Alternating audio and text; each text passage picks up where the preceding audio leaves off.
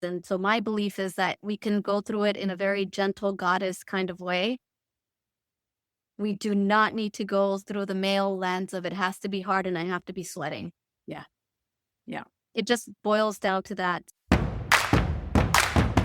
Welcome to the Wild and Finally Fucking Free podcast show. This is a space where truth talking gets real, behind the scenes grit of the future humans is laid bare, and we are celebrating and sharing the real raw stories of change agents, neurosparkly people, the witchy wild women, the deep feelers, the unapologetic sensors, the status quo challengers, and the huge-hearted healers and helpers. And guiding you through this wild ride of entrepreneurship and full heart-led contribution to the world is me, your host, Kylie Patchett, aka KP. I am a proudly neurosparkly, natural-born status quo challenger, and I thrive on helping disruptors, rebels, and revolutionaries find their voices, amplify their message into the world, and harness their raw potential, alchemize it into unleashing your full potency. Not only will I be sharing the behind the scenes of some of the most amazing, most status quo challenging thought leaders, I'll also be lifting the veil behind my own business. In 2024, I 18x'd my monthly income. Still blows my mind to say that. And this year I am leaning into how joyful and fun it would be to shift from 6 figures to 7 figures in a quantum shifting year. All through leading from my full unapologetic voice, my unleashed potency, and with my big, wildly lit up heart leading the way every single step of the way. So we are going to share the mess and the magic, the tea on identity shifting behind thought leadership. So together with my guests, I am going to be sharing the mess and the magic, spilling the tea on the identity shifts behind stepping into thought leadership, breaking the ties that bind us, unlearning old patterns, and reweaving brand new ways of living, loving, learning, and leading. We're here to break boundaries, reimagine what's possible, all while collapsing timelines and leading with joy, love, and our fiercest wild woman selves. This is not just a podcast. It is a rebellion. It is a revolution. It is an invitation to join the Mad Hatters collective movement. And by Mad Hatters, I mean all the colourful, creative, gorgeous, world-changing, out-of-the-box humans out there. If you've ever longed to be wild and finally fucking free, this is your sign to lean in. Let's get started.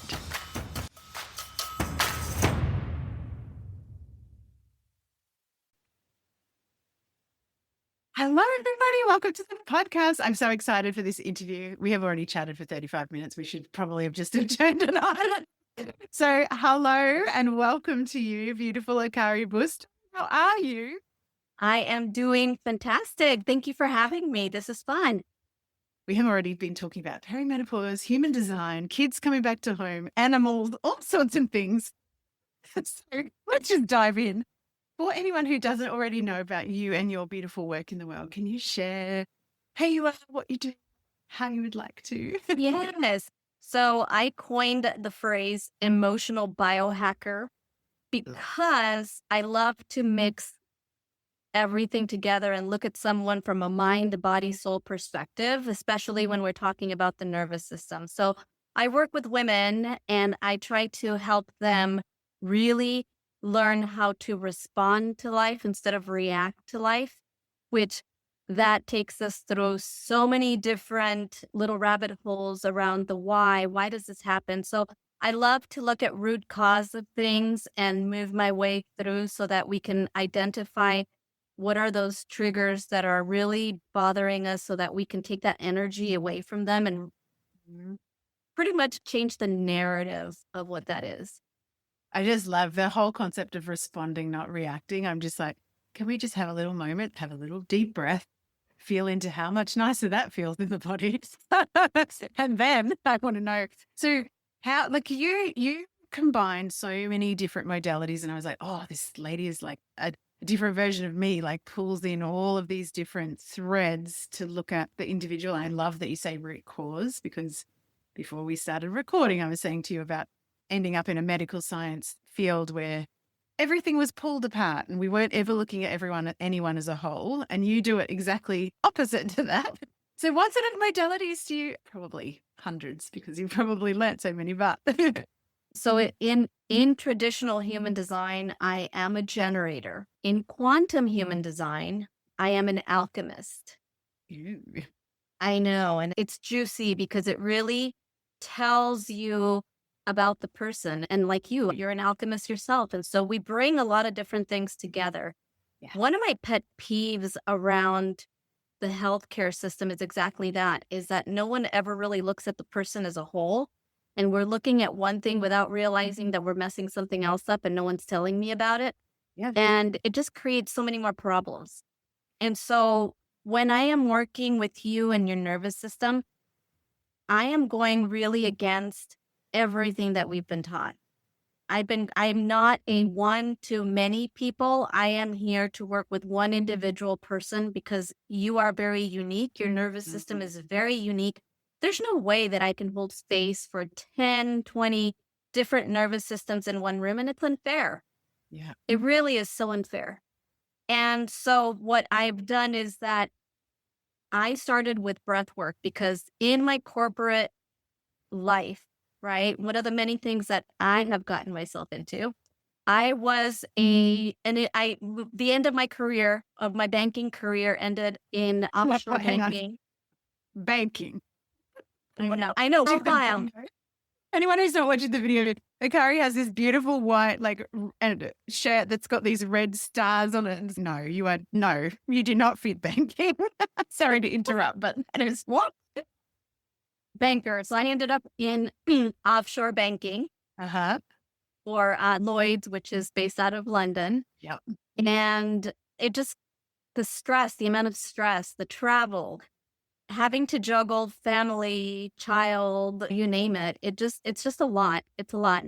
And I could not find a way to just release all of that. And it was probably about 2013 when I started to dive into what meditation could be like. And I tried so many different types.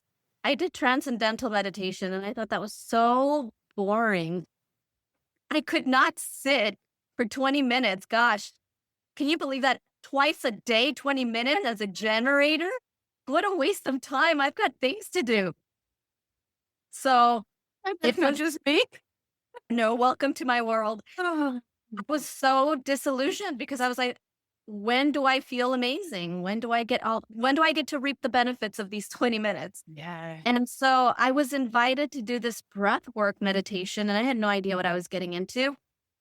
I have this out of body experience. The first time I was able to disconnect my brain from my body, which that never had happened before. And I started traveling into what I believe was probably the cosmos, sacred geometry, like just a bunch of colors. I was like, what in the world is this? And I had gone with my partner and I looked at him and I said, oh my God, this is like an LSD like trip. And he looks at me and he says, okay, when did you? And I said, I don't even know. This is what my body recognizes it as a total LSD trip. And it was just so amazing. It really tapped into a different part of myself. And I was like, God, this is what everybody should be doing.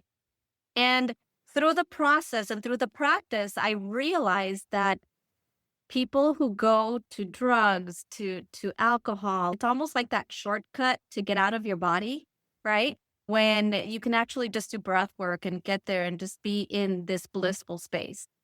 So as I was doing breath work and going in and out of different groups, I met two women who were getting ready to quit their jobs. They were done with the work. They're projectors. So they're not physical beings. Yeah. And they were just really deep into learning and developing these systems. So they're wonderful. So they had just started their own podcast in 2019. And they were very excited because they were doing breath work with me. And they were like, this is amazing. We want to do this deconditioning through breath work. Yeah. So I was interviewed and it went crazy. It just went really crazy. I kept getting people coming to me asking me for breathwork sessions. And so my question to them was, okay, so what is your type? Do you have your chart? And they were like, no, I have my appointment for my reading in about 3 months. And I was like, I can't do breath work with you and really focus on your chart. And so I got sucked into this human design space because I couldn't wait for my girlfriends to like get their energy up to do these readings. It was taking way too long. And so as I started to work with these women, we were peeling the layers of a lot of onions that had not been probed or touched. And so a lot of trauma started to come through. And I didn't feel like I was equipped to go there directly. Yeah. And so that's when I started going profoundly into the human design and more of a trauma informed space, learning about heart centered meditations, learning about sound frequencies. I just really dove into this juicy place of finding ways to support the women that were coming to me because I'm telling you, the level of trauma and the stories that I have had to create safe containers for. There are many times that I have walked out of my office and said, "Oh my God, I feel like I've heard it all." And then I get sucked back in. And so we're talking about deep wounds, deep emotional wounds that women have been surviving and the type of trauma loops that they're stuck in and the narrative of the story that they get stuck in. And so that's what I really tried to tap into because when we start learning about the brain and what a crappy, like ironic story lives in the brain because you don't always remember what happened or the way you remember the hippocampus does a complete turnaround around it. So that's when I started to reevaluate the narrative of my story. The arrogance of my little 20-year-old who's going, the world was against me, and sitting in that victim space. And then that story kept growing and growing and really just taking up space. And so when I started diving deeper into human design, I realized that I didn't like it. I did not like the vocabulary that Ra used. And so Doesn't speak to me at all. boom comes quantum human design. And I pretty much spent about a year and a half diving really deep into quantum human design with Karen Curry Parker. And she's been to me like the pioneer of where do we go from this traditional human design and how do we get to that quantum space? And so that's where I live in. And that's how I travel with people. I have created a collaboration with a shamanic practitioner in Mexico. And we co-facilitate water family constellations. Ooh, tell me more about that. Oh, it's just amazing. So water knows it all. Well, Veda Austin is in New Zealand, right? I've heard that name, yeah. She does a lot of different things with water. So you definitely have to check her out. And we know from all of the different works that experiments by that, I can't pronounce his name. I never do either. The gentleman, the Japanese. who was the guru of figuring out that energy impacts, yeah. So Veda has continued this work in a completely different space. Ironically, she'll be here next Tuesday, so I went to go see her talk. But when we talk about water, and water touches everything, and water knows everything, the way family constellations, everything traditional, I guess I just don't do. Yeah. So a traditional family constellation, you can either use little figurines or a group of people. Yes. With the water constellations, we use a little pool. And the energy of the pool, there's a pump in there that just circulates the water. But when you see the energetics happening right in front of you, wow, you can't make these things up. It's just wild. It's wild. But what it does is that it really changes the narrative and it helps us through our own arrogance. And it helps peel some of the stuff that we thought was happening to shift how you feel about your ancestors. So Recognize, powerful. recognizing, and this is how I also navigate my breath circles, is understanding that it was not personal. Yeah. That's a big piece, is none of it was personal. Your mom didn't get up in the morning trying to make your life miserable every day. That's just not what it was. She was in her own trauma cycle. Yeah, exactly. Geez, this has been So such a big part of my perimenopause trauma eruption, uncovering and unfurling. Because you're right, the arrogance and the individual perspective of our little tiny brain that can only sense very limited amounts of the huge oceans of information streaming in at any one time has its whole point is to form a narrative and a story. But often, because we are doing that from the individual space, we don't actually see all of it.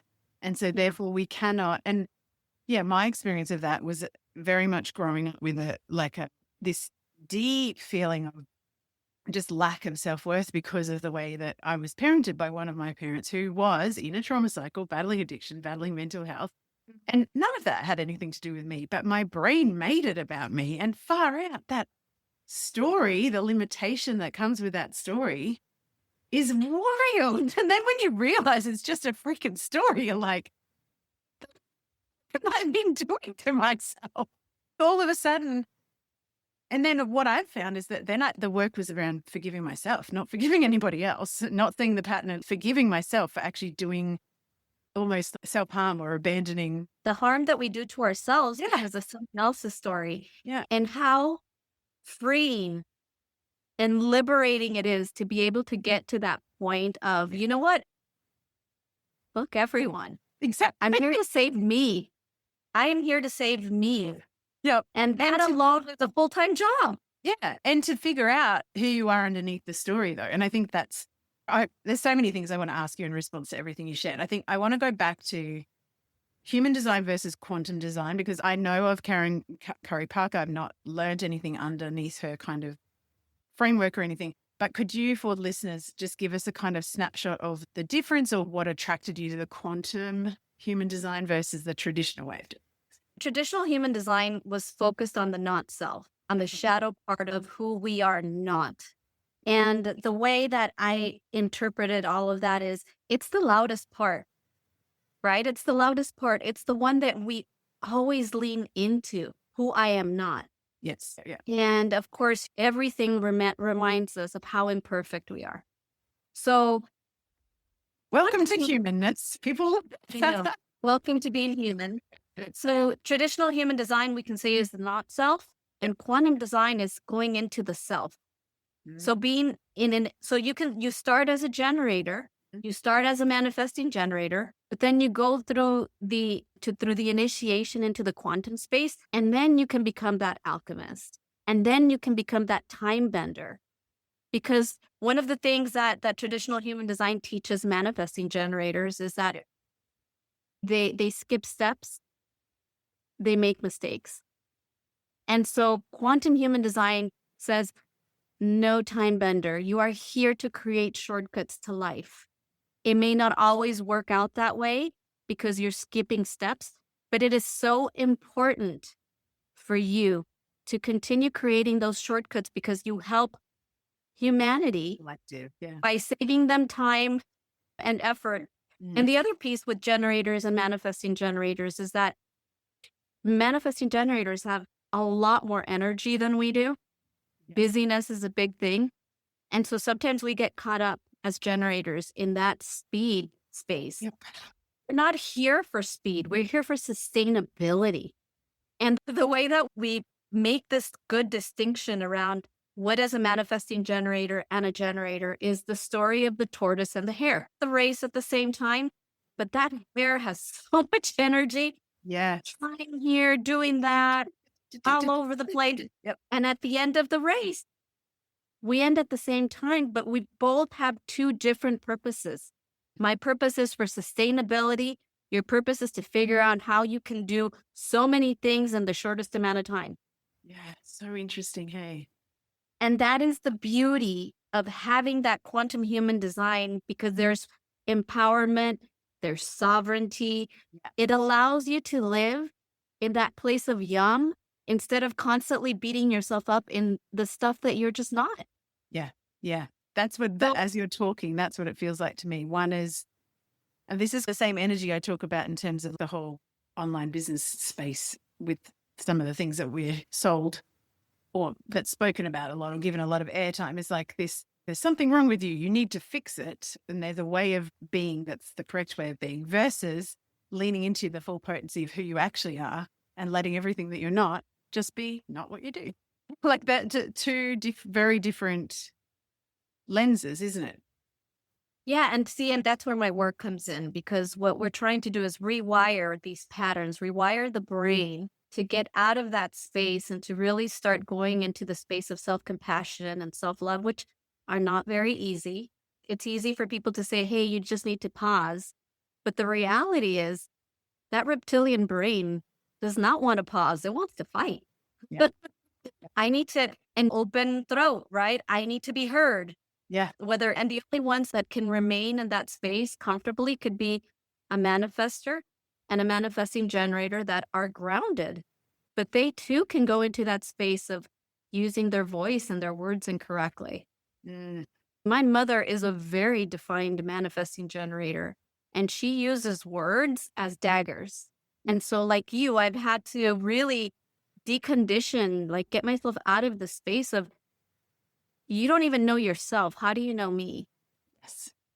Yeah. And so that's where my work weaves into human design. There was a really big need for me to be present with a lot of women who are experiencing a lot of pain from a lot of different trauma. Mm. And so I've managed to create a framework that works, that allows them to breathe a little. And like I said, I do everything contrary to what the world tells you. So I meet with people every week for 2 hours because therapy sucks when you're there and you're ugly crying and then someone's like, all right, time. And you're just like, That's it. That's I can't even get my snot together. Yeah, exactly. Hello. I may scare the people in the waiting room. It just never felt complete. And so my main focus is I want you to feel complete. Completion is really where we can create an impact so that you can feel safe to be out in the world. Mm. So beautiful. As I'm hearing you, I'm coming back to what you were saying about people with alcohol, drugs, etc. That disconnection and trying to not be here or not feel this or not, and not be in the reptilian brain in the story. What would you say?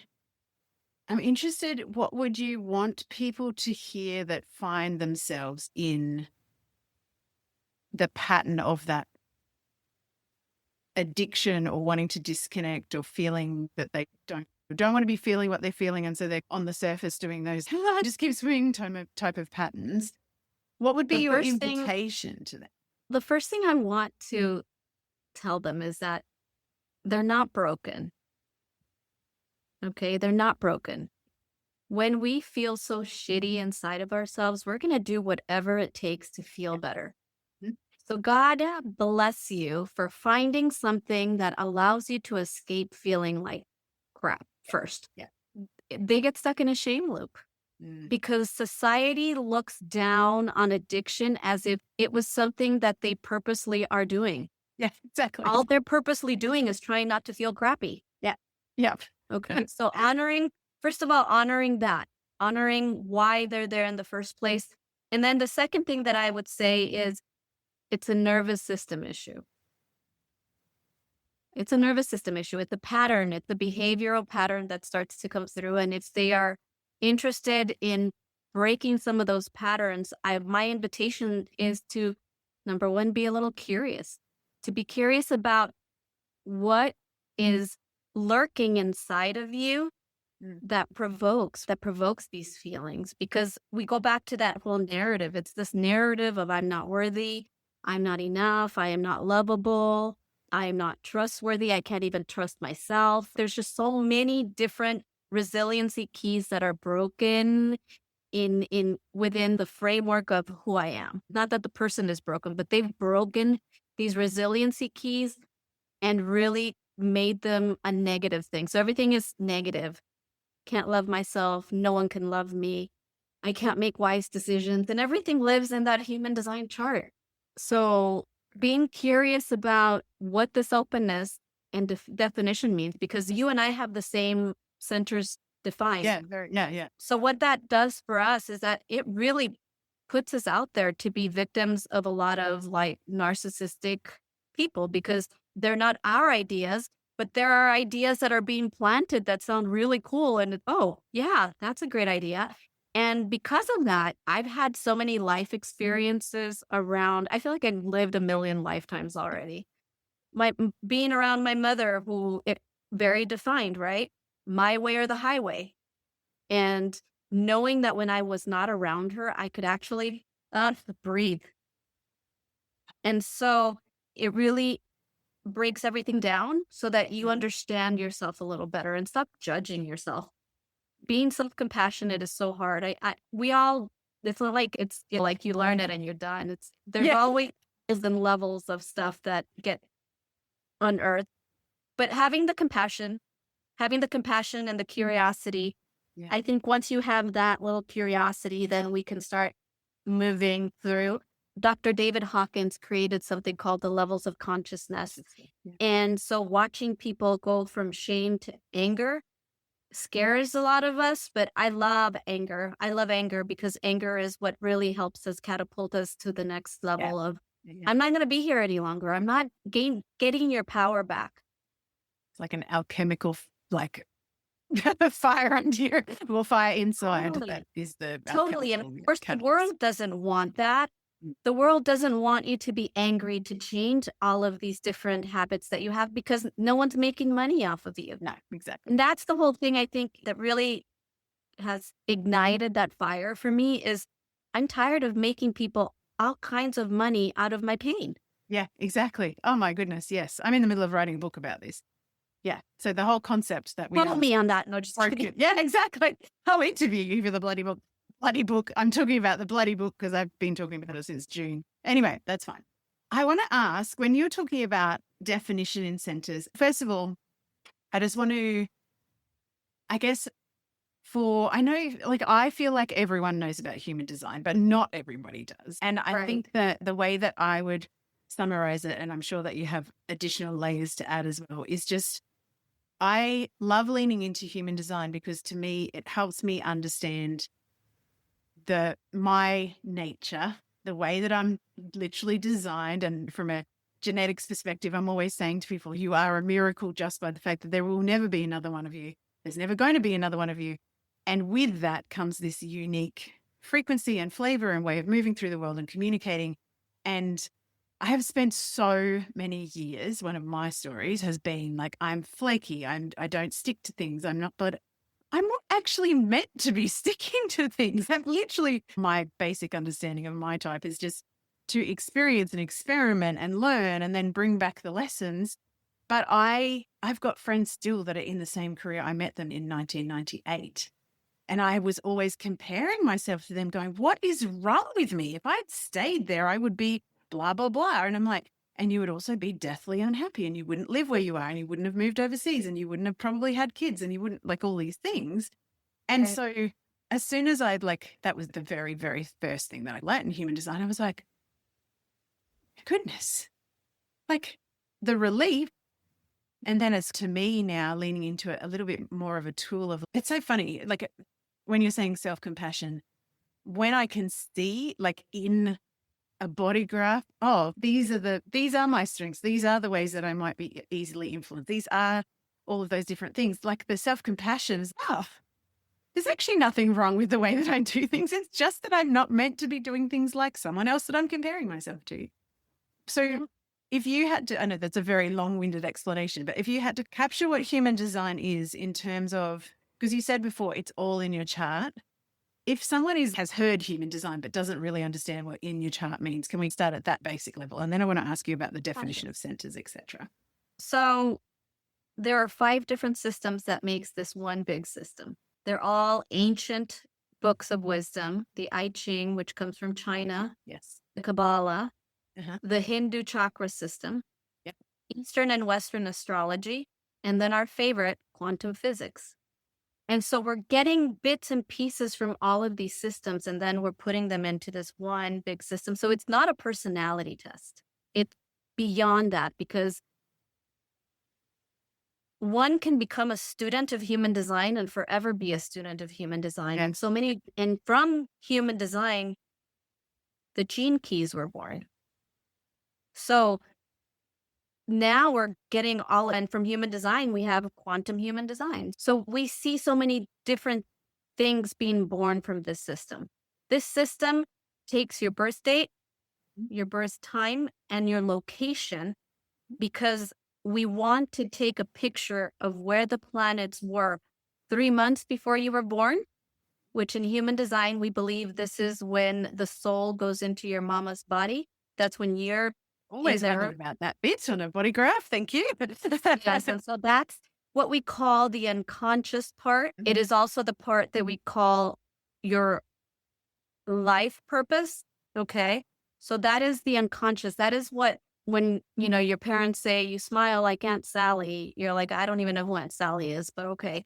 But you hear it so often that as the years go by, there's a little bit of wisdom that comes in, but you can't see it, but it's how you show up, but you're not aware. Yeah. The other side is exactly where the planets were at the time of your birth. So we're looking at the snapshot 3 months before you were born, where the planets were, and then boom, where the planets were at the same time. And this is how we can calculate your life and your soul purpose, which we call the incarnation cross, which also goes it goes with the gene keys. Yes. So the beautiful part of all of this is it gives us an opportunity to see how you are supposed to be in life.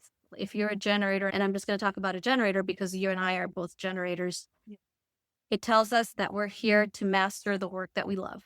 And what you were saying about learning a lot of different things, yes, that is part of our profile.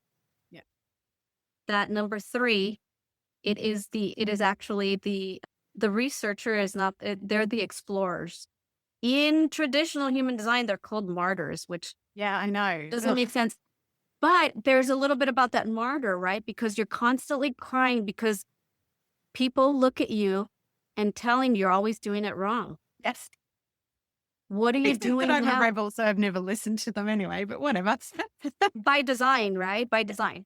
Yes. So think about how often you have tried something thinking like, this is it. This is what I'm going to do. And then all of a sudden you're like, ugh, no, moving on. This is it.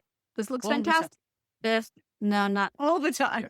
But that's part of the whole process. And so in traditional human design, they call that trial and error.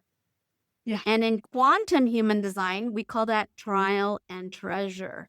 Oh, that's a nice reframe. I like that. Because now you get to tell people what works and what doesn't work. And for me, I remember having this life experience and just going, oh, why me? And then, of course, I'm like, why not? Because I can't teach it if I can't go through it. Correct. That's the whole process, is I have to have that learning experience myself. And I laugh about it because I think we are the kids that someone says, don't touch the stove, it's hot. And we go, oh, how hot is hot? Yeah. Yeah. And can I really trust you? Because I want to learn it from doing it. Yeah. I want to know that when you're telling me the stove is hot, it's true, it's hot.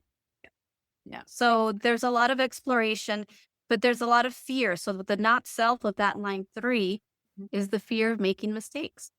Yeah. It's so funny. Hey, because I'm like, the more I lean into, I'm so enjoying the program I'm running at the moment, because I've just allowed and leaned into and been very open with the fact that we're creating as we go, which I always do. But my map is so loose in this program because I'm literally just responding, creating, responding, creating, responding, creating. And I am having so much fun. And the experience has been so much richer for the people inside of that circle. And I look back at my very first program that I ever ran back in 2011, and it was so structured and tight and planned because I've got that real planner as well. But there was no room for me or anyone else to, unfurl and have a deeper experience.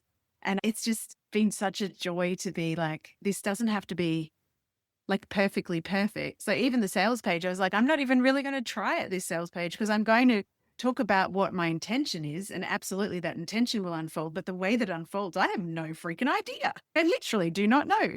I know the key things that I want to teach, but I don't know exactly what it's going to look like. But it's been fun. I'm so enjoying it. I'm like, oh, okay. Now I get this.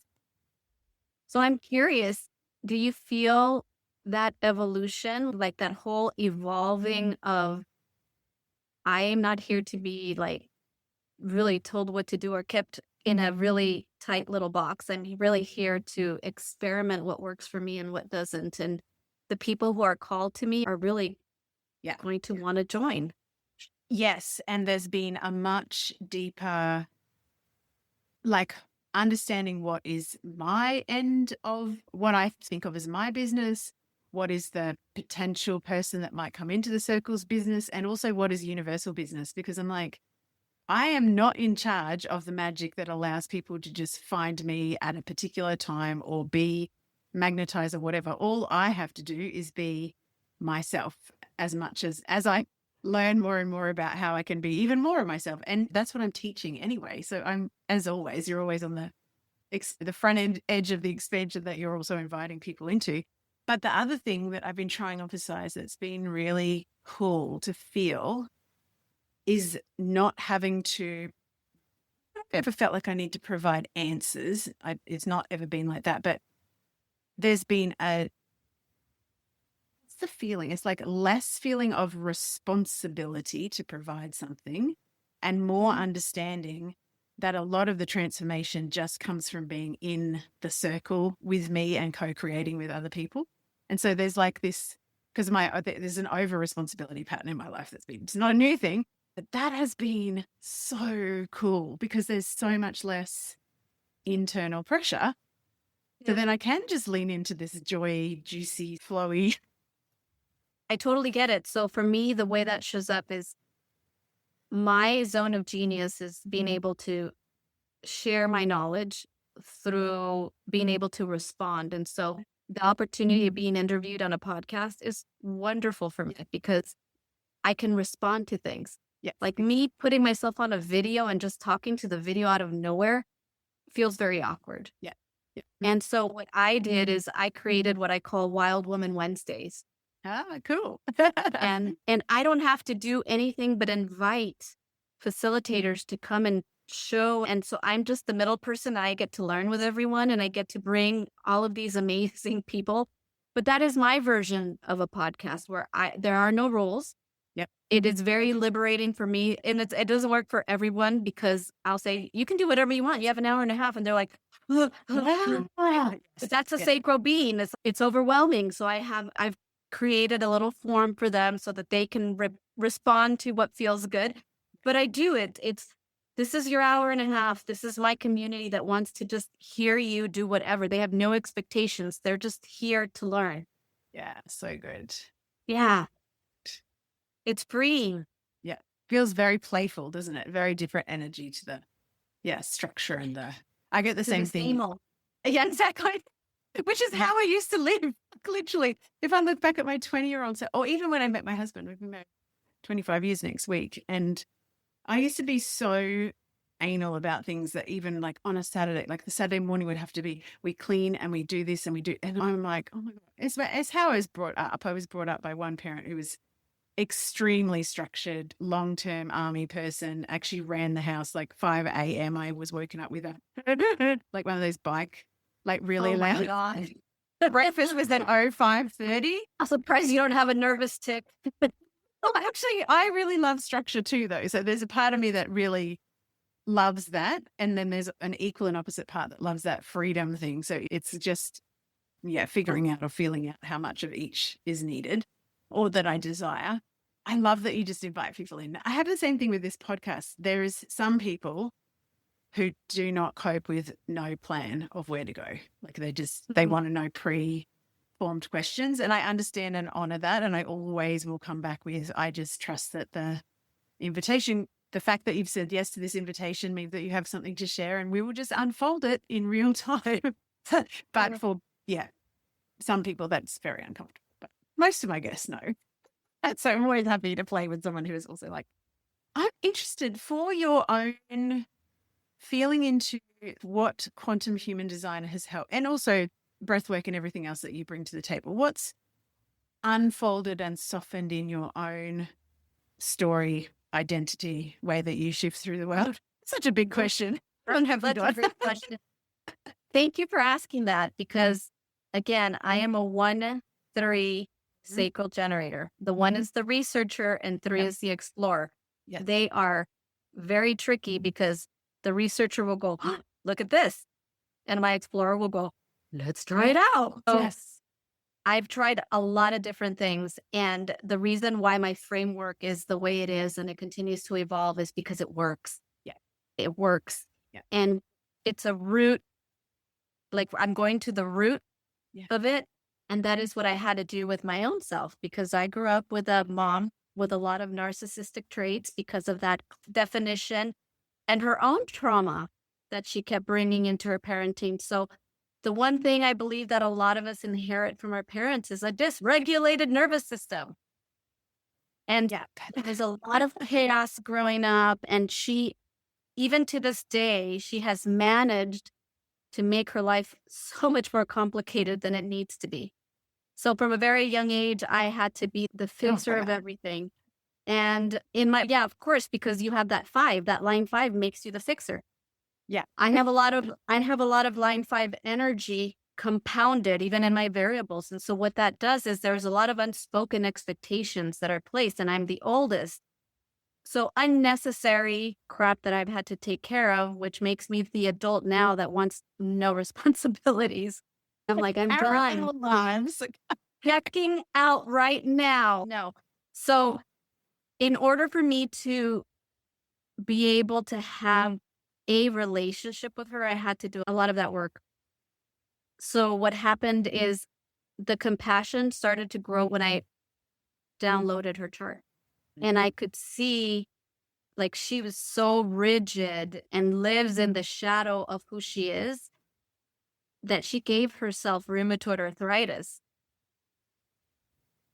And when you start to learn the energetics of that, there's a lot of anger, a lot of rage, and it is all justified. It is all justified. It's just not okay for her to have done what she did to express it. And in order for me to heal from that, I really needed to do the breath work to start to get me. It was what the awareness started to bring in, and all of these different emotions started bubbling. And then the somatic component of it. I've done a few, my own handful of family constellation therapies, and they have been phenomenal in releasing a lot of the stuff that just didn't serve me. Yeah. Then human design, for me, it allowed me to see my strengths like permission slips of, oh, I can do this. Oh, I'm not doing it wrong. Hearing my parents constantly say, can you just decide what you're going to be when you grow up, but just stick with it. And it was like, there's so many things like, no, like, why would I? Yeah, why? And everyone was coming from a place of fear. Yeah. Everyone. And so that is how I've been able to really do a lot in this work. I started working with an institute in Northern California. It is called the HeartMath Institute. Oh, yes. I've read a book about math. Yes, I know it. So I've been working with them for a handful of years now. And what I do with my clients is that each of my clients gets a biofeedback sensor that connects through their ear and connects. And we're measuring heart rate variability and beats per minute. And we're just doing these very easy techniques on how to align the heart and the brain, because the brain has its power. The heart brain is underutilized, yet for ages, all of our indigenous cultures have taught us that the heart is where we need to be making decisions. The heart is very revered. We also have that gut brain, but that gut brain, we're talking about parasites, all of these other things that definitely override everything else. But with the heart brain, we start to recognize that we make decisions with our brain, and our brain's wearing trauma goggles.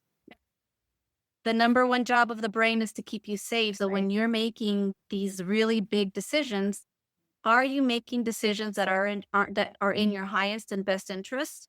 Or are you making decisions that are going to keep you safe?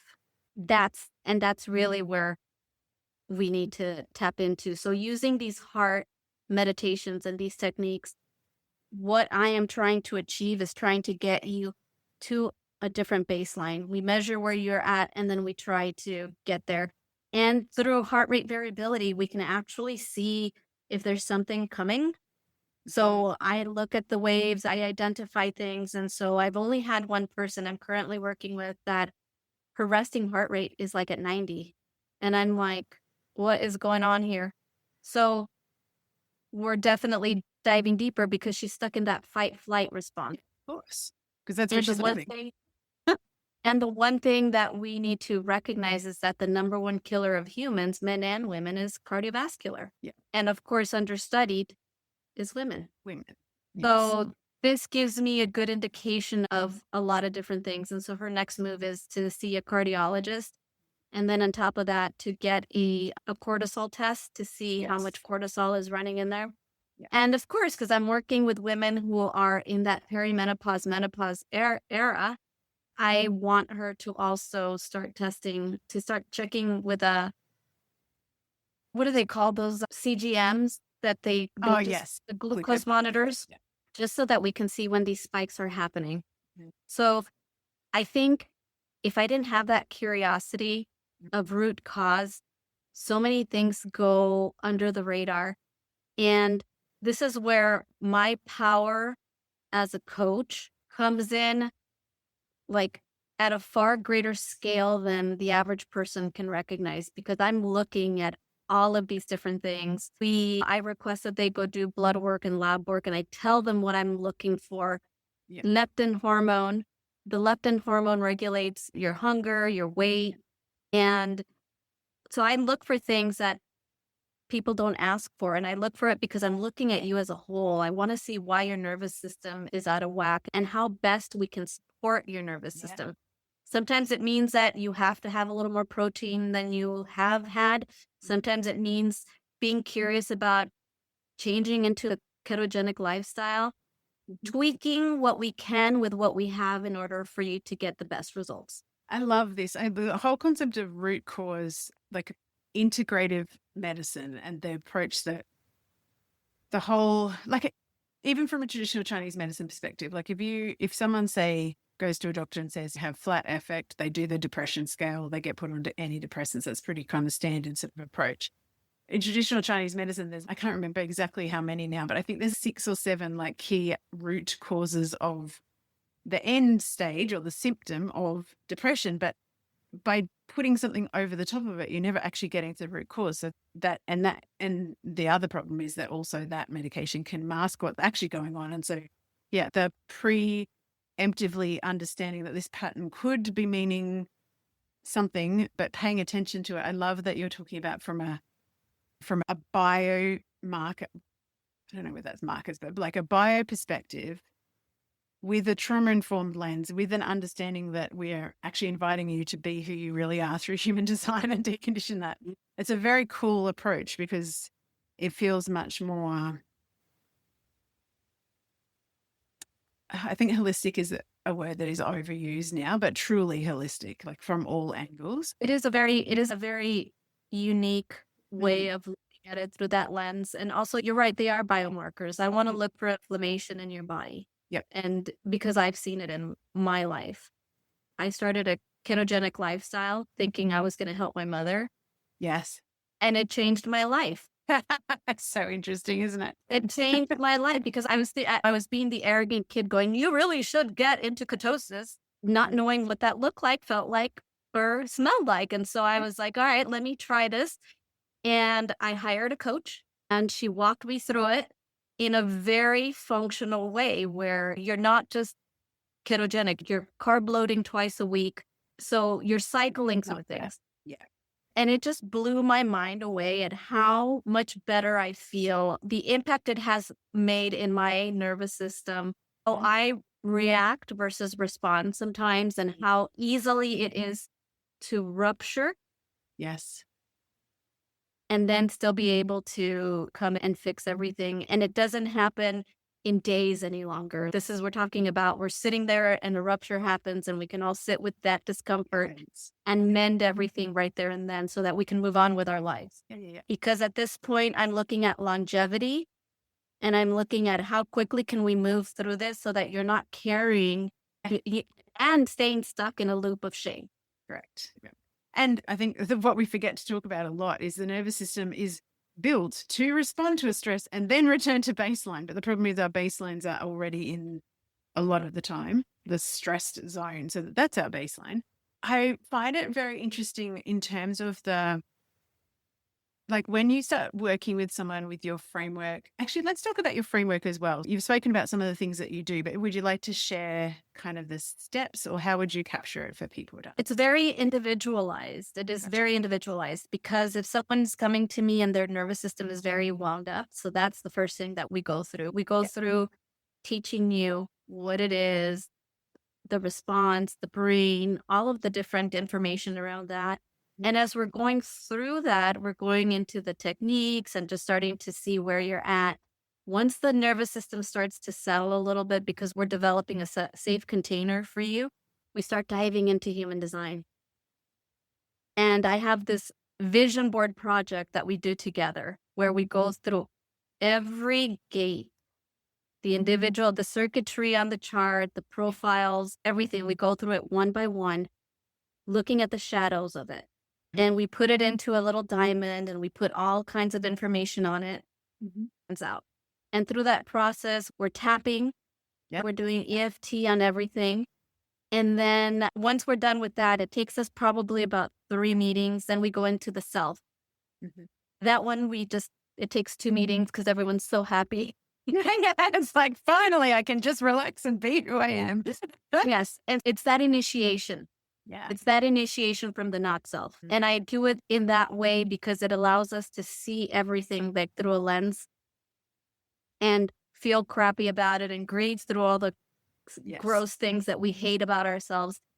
And then all of a sudden we go into the self and we're like, oh my gosh, all these little permission slips, all these little aha moments of, I always knew I could. I always knew I had. And it's yes, and you get to be here.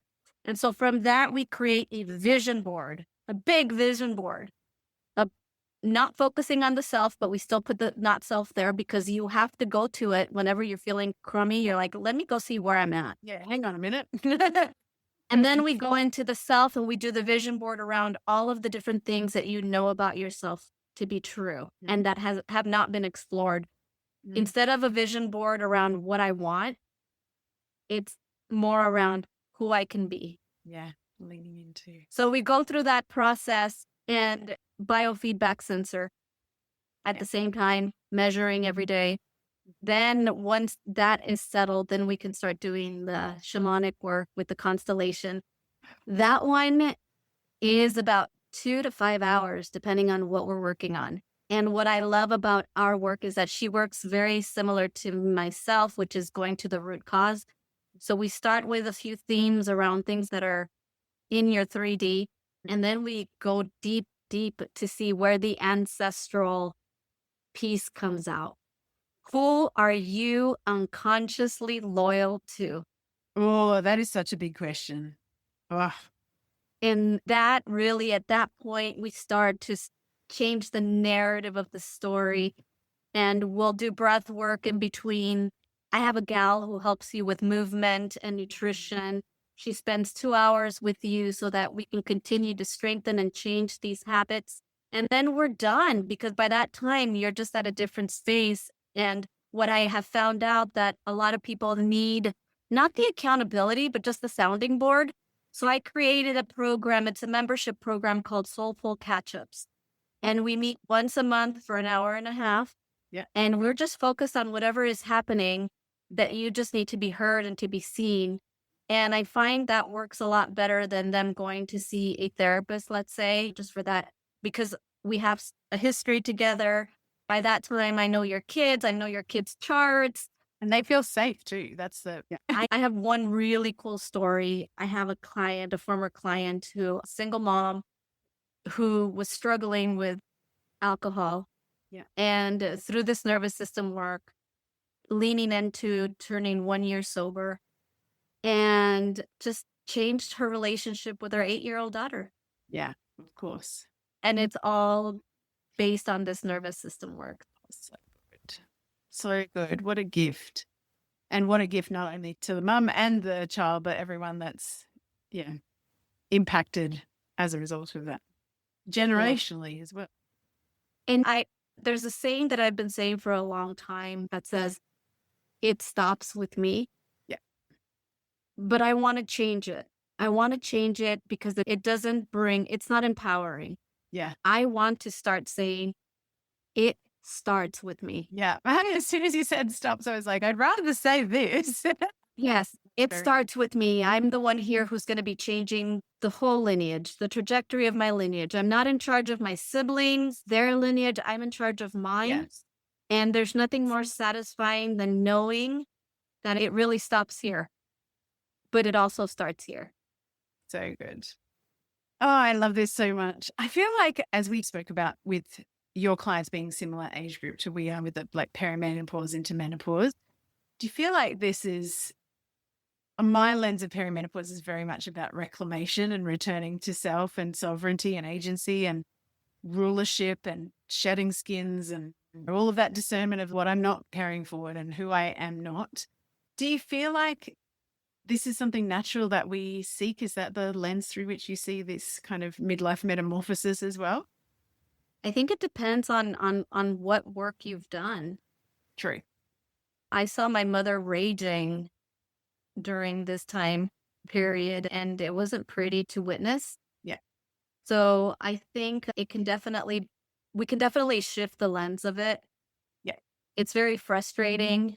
It is very difficult to always be in that positive space. So Yeah. I give myself permission to be in the thick of it and also to be a little upset about it because my sleep is just all messed up. It's all over the place. So I don't really, generators, we wake up salty or we wake up great. That's like the on and off, especially if you don't have emotional definition. So to all of a sudden be all over the map, I don't do well with big emotions. And so really this nervous system work has really kept me in a place where I'm really focused on staying neutral. I love this.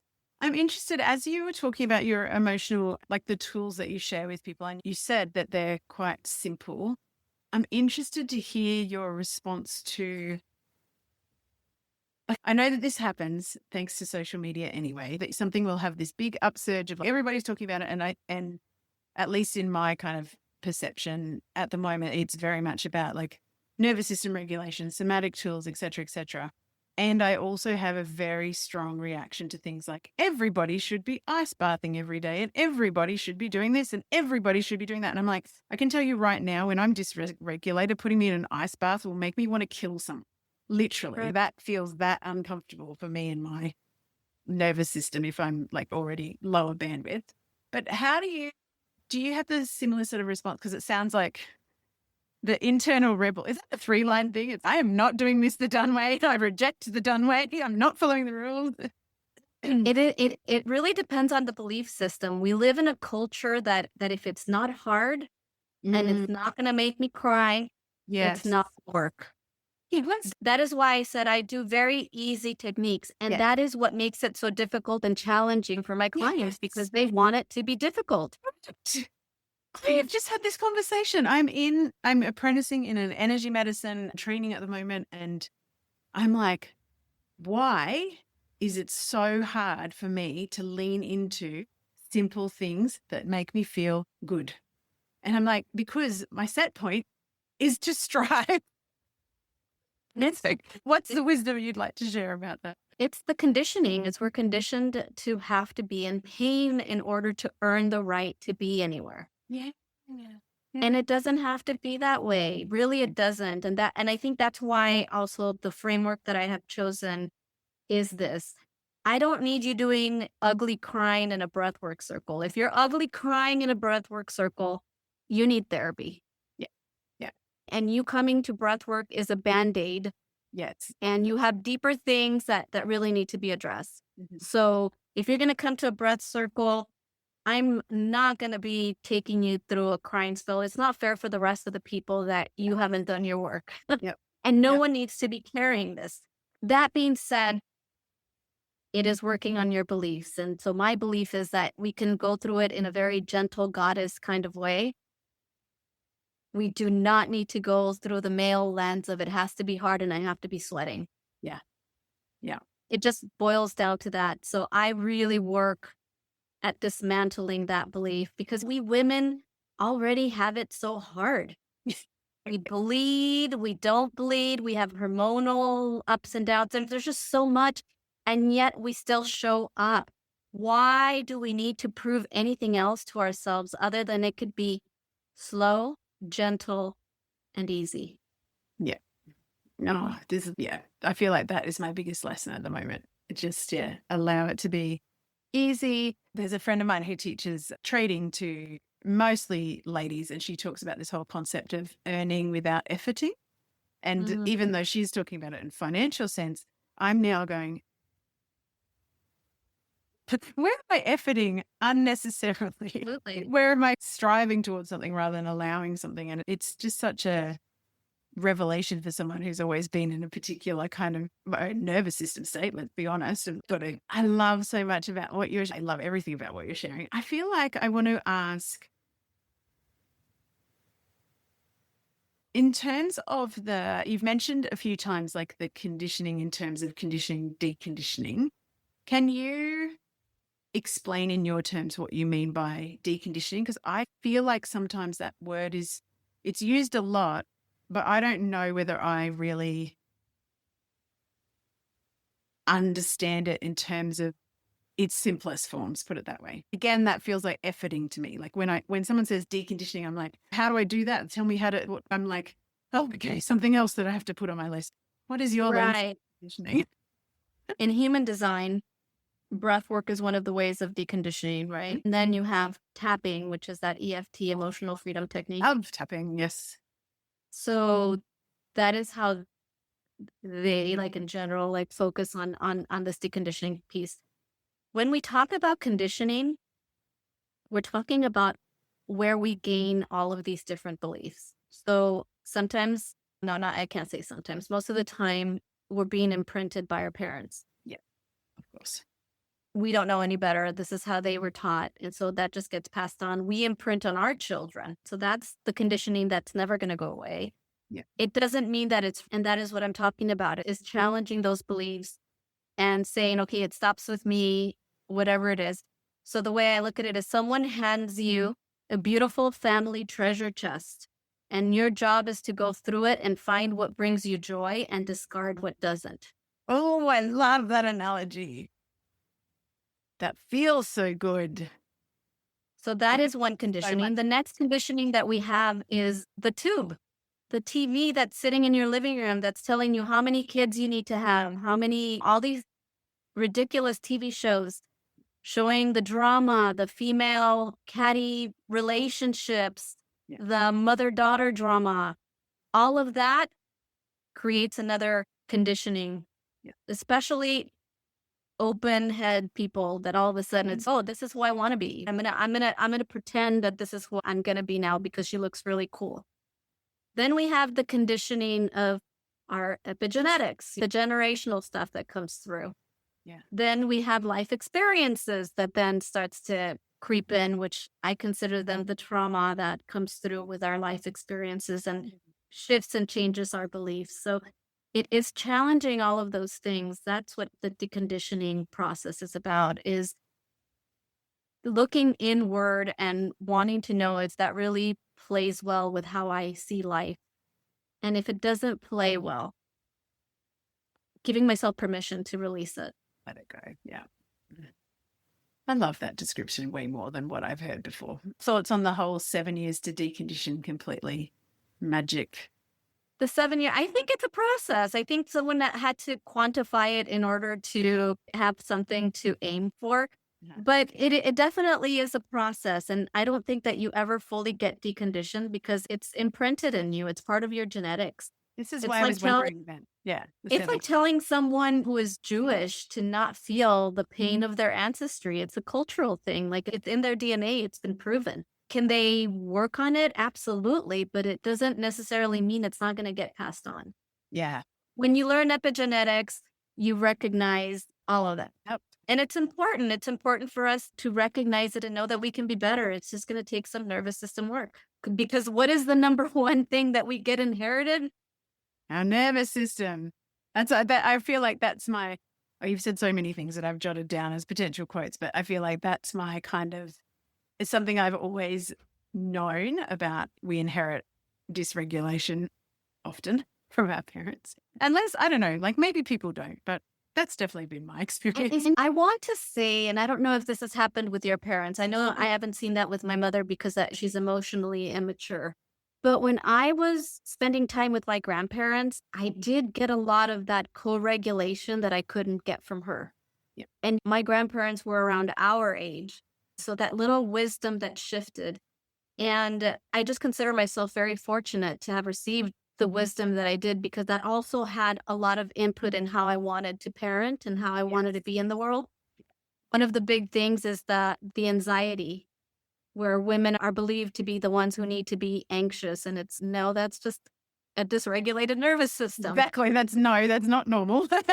No, it is not, but we've normalized it. Yeah, exactly. And so I feel very fortunate to have had spent so much time with my grandparents and that my grandparents were of a different emotional health space than my mother because I was able to get a lot more. And I feel like that's what I have become for my daughter is that she cannot get from her. Yeah. She's getting it from me. I had the same experience. I had one parent very dysregulated and very unstable and one parent that was very stable and very regulated. So I got the co-regulation, but I've actually so you've given me a different lens to look through that at as well, because I've always felt like that's part of my like swinging from wanting security, wanting freedom, wanting to like it. But I just feel like it's a far more powerful and positive lens to say I did receive co-regulation, because I have often thought if both of my parents were like dysregulated to that extreme, I would be a very different human. I don't think I would be functioning as well as what I am in the scheme of things. In all fairness, though, give yourself some credit. You were born with resiliency. Yes, definitely. And it's definitely been a gift with my own parenting, like you just said. Like I have had an extremely good example of how I don't want my kids to feel ever. Yeah, so it's been a very big blessing as well. Yeah. The thing that I'm carrying away from this conversation, so many threads, the main one is just the narrative and the story and the version of events that our brain learns versus this permission slip of you can actually review and decide. The treasure chest is such a beautiful, I love that. I love the visual and the storytelling aspect of that you can actually, you don't have to take the whole thing on. You don't. That's what's so fascinating. And I went no contact with my mother for many years because there was a lot of stuff that I needed to be on my own and heal. And it wasn't going to happen with her in my face. Yeah, I do similar. And it was. And I did it without any guilt. I feel no guilt whatsoever because I chose me. Yes. And we should never feel guilty about that. Thank you. We didn't get time to do conditioning in the centers. Maybe we'll have to do a part 2 sometime down the track.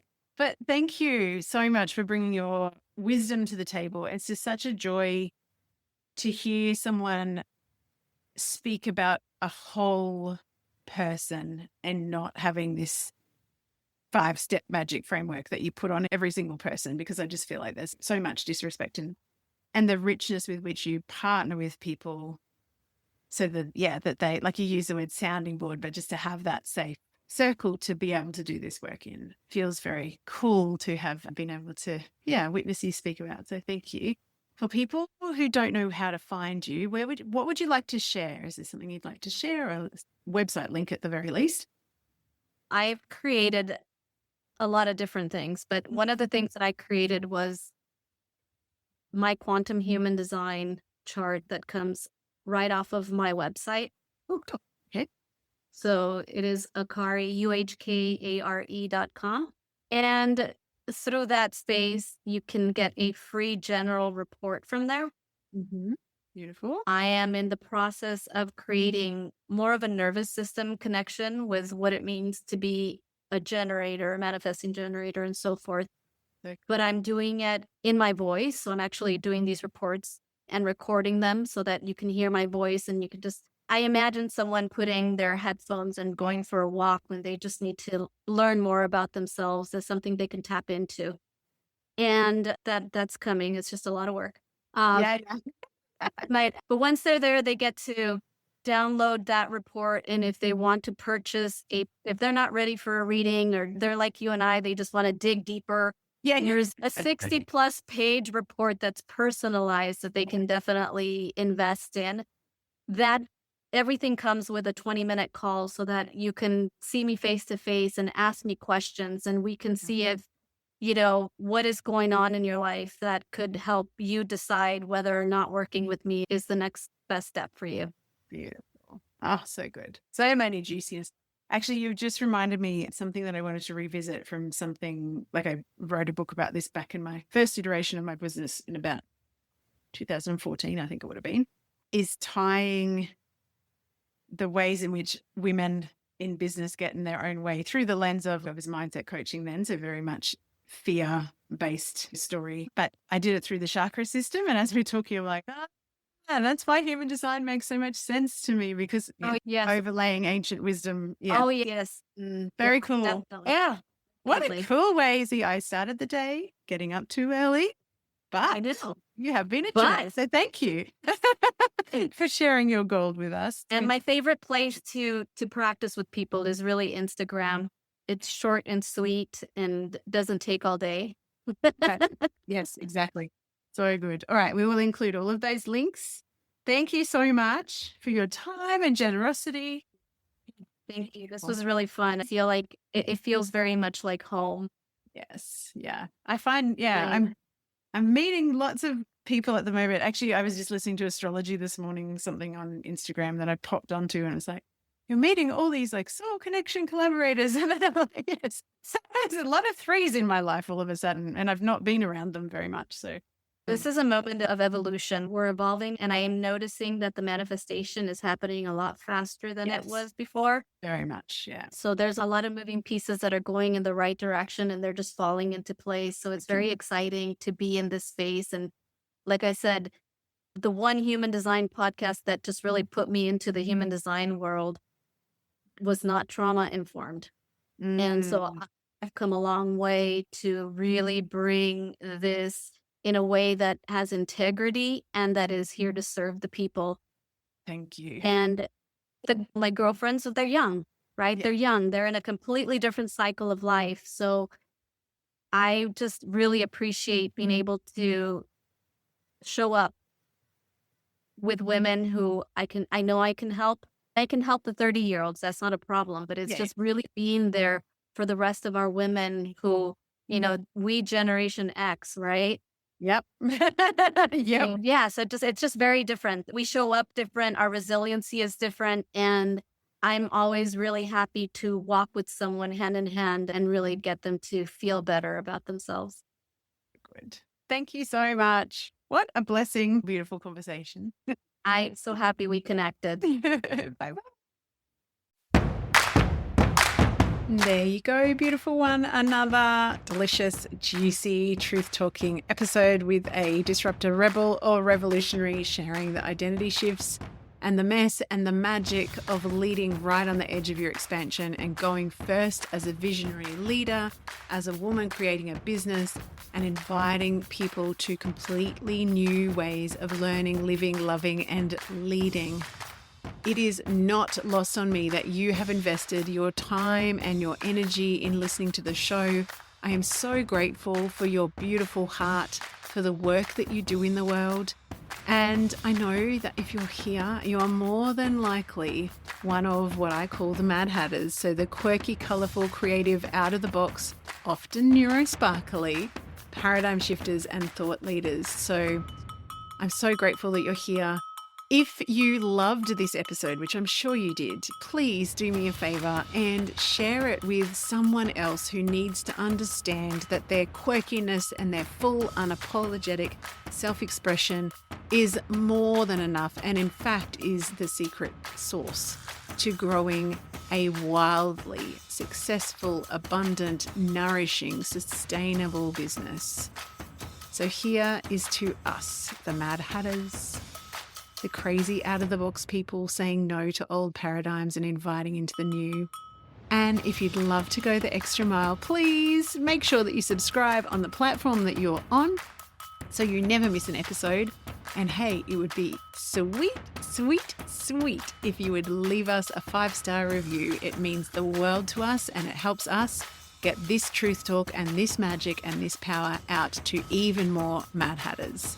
So have a beautiful day, and I will speak with you next week.